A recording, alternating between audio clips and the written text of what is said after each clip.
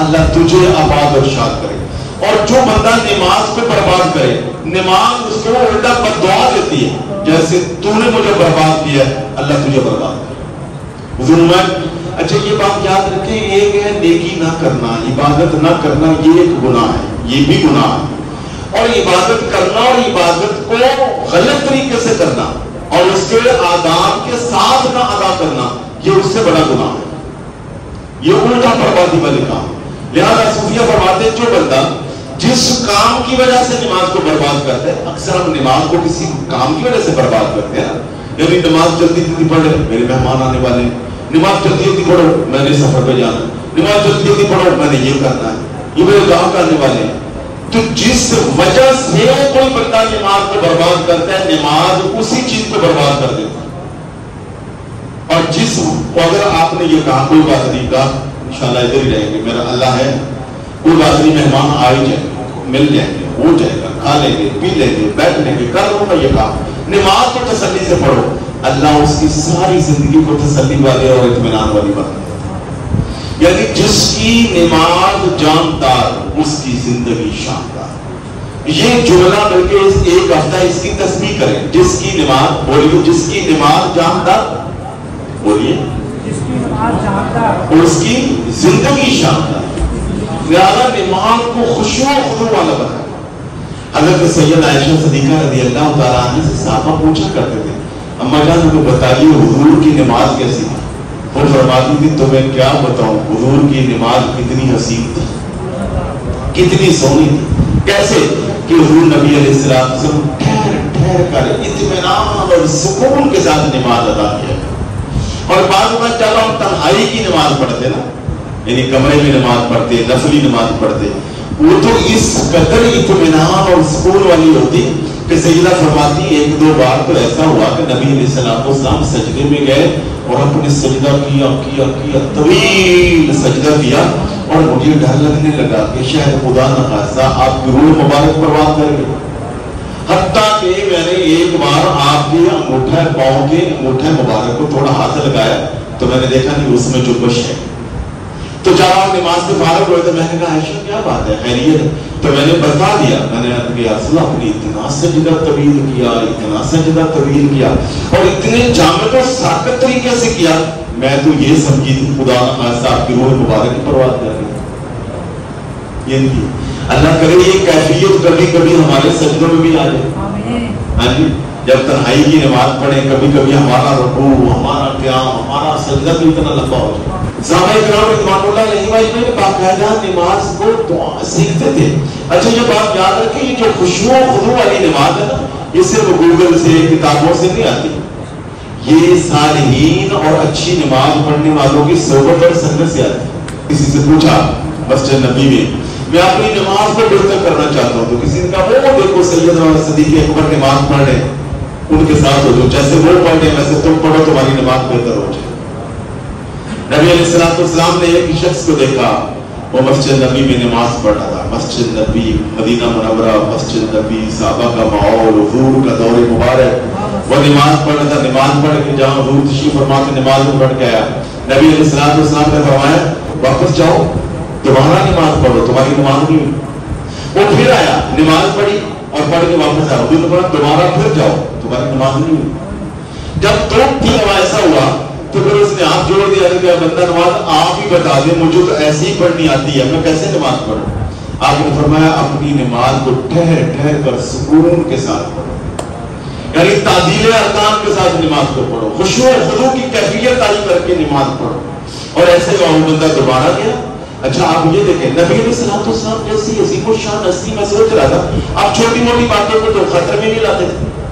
یعنی اگر یہ چیز بہت ساری چیزوں کو آپ اگنور کرتے تھے, صرف نظر کرتے تھے, پتہ چلا کہ نماز کو اگر کوئی بندہ ضائع کرتا ہے تو اللہ کے رسول نبوت اس کو صرف نظر نہیں کرتے, اللہ کے نبی اس کو تھوڑی اس کی اصلاح کرتے ہیں. نبی علیہ السلام اس بندے کو کم از کم 3 مرتبہ بلایا, دوبارہ نماز پڑھو, دوبارہ نماز پڑھو, جاؤ تمہاری نماز نہیں, پھر نماز پڑھو. اور وہ صحابی بھی بار بار گئے اور بالآخر کہ یا رسول اللہ مجھے تو ایسے ہی پڑھنی آتی ہے, آپ ہی بتا دیجئے. آپ نے فرمایا جاؤ نماز کو ٹھہر ٹھہر کر سکون اور اطمینان کے ساتھ نماز. ایک حدیث میں نبی فرمایا وہ لوگ نماز کے چور ہیں. عرض کیا یا رسول اللہ کون؟ تو میں جو جلدی جلدی ٹھونگے مار مار کر نماز پڑھتے بھاگم بھاگ اوپر نیچے کڑے ادھر ادھر نماز کے چور ہیں. ایک جگہ پہ حضور نبی علیہ السلام نے ارشاد فرمایا, آپ نے فرمایا جب تک جو نمازی جتنا زیادہ اللہ کی طرف متوجہ رہتا ہے اللہ اس کی طرف متوجہ رہتا ہے. جیسے یہ توجہ ادھر ہٹا لیتا ہے اللہ اس سے توجہ ہٹا لیتا ہے.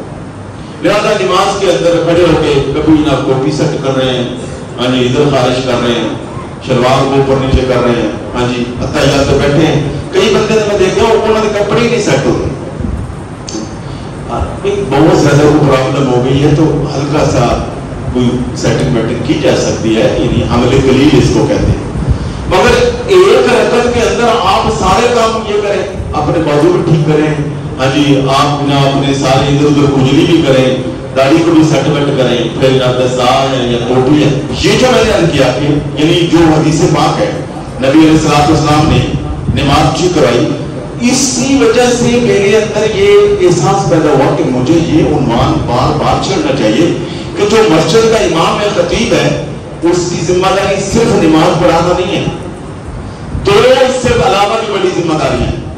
ایک تو یہ ہے کہ اس بات کی فکر کرے کہ کون کون سے لوگ ہیں محلے سے جو نماز کے لیے نہیں آ رہے, ان کے گھر اور مسجد کے سفر کو وہ ہموار کرے, قریب کرے, گویا ان کا مسجد میں آنے کی ان کو دعوت دے.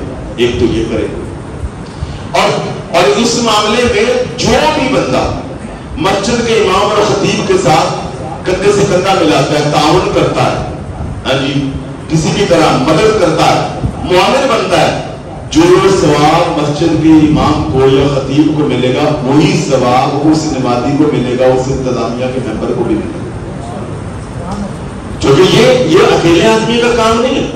اچھا ہر معاملے میں آپ کہہ دیں جو ٹیم ورک ہے, جی پورا گھرانہ محنت کرے, پوری کمپنی محنت کرے, جب ٹیم ورک ہے. اچھا ہر معاملے میں ٹیم ورک ہے تو مسجد کو عبادت کرنے دوسرے مولوی صاحب کا کام ہے, یہ بھی ٹیم ورک ہے.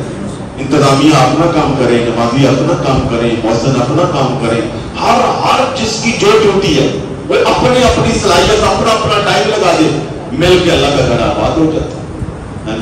تو اس لیے مسجد کا امام دو کام کرے نماز پڑھانے کے علاوہ.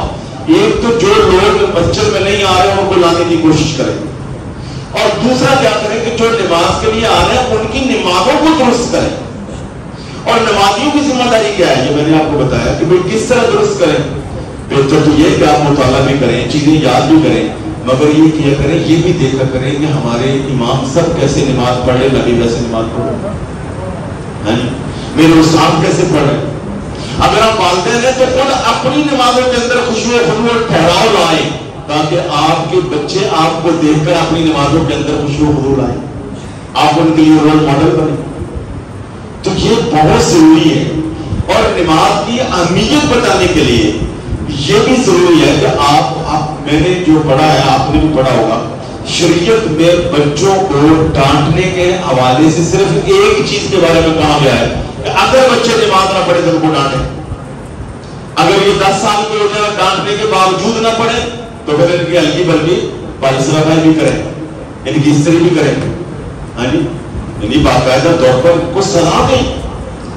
اب دیکھیں نا جب ہم بچوں کو کہتے ہیں آج ہم اسکول میں نہیں گئے, رات کو جلدی ٹائم پر صبح اسکول جانا ہے, ہاں جی یہ کام کر لو, تم نے اکیڈمی جانا ہے, یہ کرو تم نے فلاں کرنا ہے, تو آ جاتی ہے. اگر ہم رات میں بچوں کو یہ کہیں بیٹے جلدی سو جاؤ, صبح فجر پڑھنی ہے, جلدی جلدی جانا, جلدی جلدی آنا, زور پڑھنی ہے, یہ نہ کیا, یہ کام اپنے نپٹا لو, نماز پڑھنی ہے. اگر نماز نہیں پڑھی اس پہ پوچھ گچھ کرو جس طرح کہ سکول نہ جانے پر پوچھ گچھ کرتے ہو. بچوں کو پتہ چلے کہ یہ کام ہے, یہ بھی ایک کام ہے, یہ بھی ایک ذمہ داری ہے. تو جب ہم اسکول کے لیے ڈانٹ ڈپٹ کریں گے اور نماز کے لیے نہیں پوچھیں گے تو اس کا مطلب یہ بچہ سمجھے گا کہ یہ کوئی غیر اہم کام ہے. حالانکہ حقیقت بات یہ ہے میرے بیٹوں, میرے دوستوں, میرے بھائیوں کی سکول میں جانے سے کہیں زیادہ ضروری ہے نماز پڑھنا, کہیں زیادہ. نماز سکول پر جانا, کالج جانا, مدرسے جانا اچھی بات ہے, علم حاصل کرنا سبحان اللہ بڑی اچھی بات ہے اور کرنا چاہیے. مگر یاد رکھیں کہ نماز پڑھنا فرض ہے, فریضہ ہے. یعنی اگر کوئی شخص خدا نہ خاصہ وہ اسکول کا آئی ٹی کا ٹیکنالوجی کا علم نہیں سیکھتا، ویسے سیکھنا چاہیے، اب تو بڑا ضروری ہے۔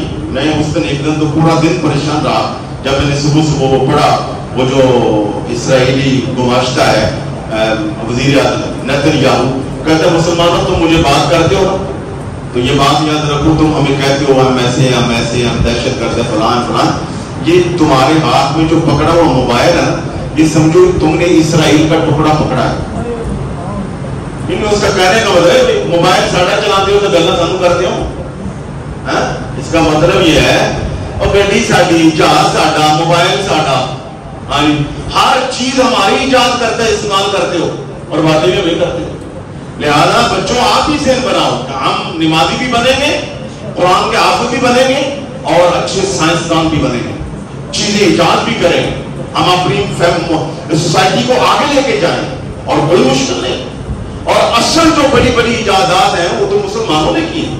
اور الگ بات ہے کہ ہمارا درمیان میں یہ ایسا یہ عرصہ آیا ہے کہ جس میں امت کے اندر ایک جمہوریت نہیں ہوا، تو الگ الگ بات یہاں سے چلی تھی کہ اپنی نماز کو جاندار اور شاندار کریں۔